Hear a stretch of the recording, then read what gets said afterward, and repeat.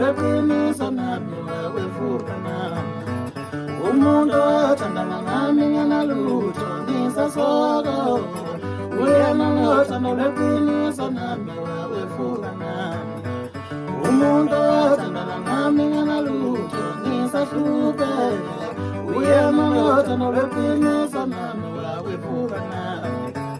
Isho njalo-ke ingoma yendlamlenze entsha-ke sanibonani kuphinde kuphila kufinye ekhawuni lombusa njengamanje nganakethi ngabe sikulahla lokuqala ngicetha upressana-ke usubscribe button ushare uphinde ucomment ukhuluma nakho konke-ke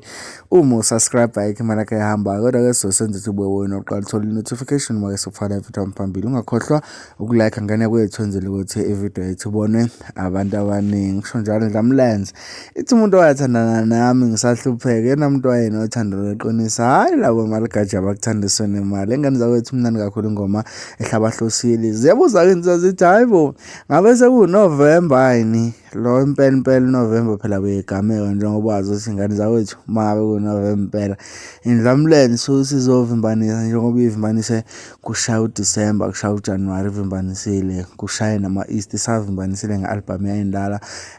Thina safisa ukuthi sizovula khona mlaleli wami lapha ngasekhaya ukuthi-ke wena le ngoma uyizwa kanjani njengoba-ke ubehlangana nofala bathi heyi ake siyithuzise abantu inwani kade bagcina ukuze into ezimnandi kwezamatshevane ngane zakwethu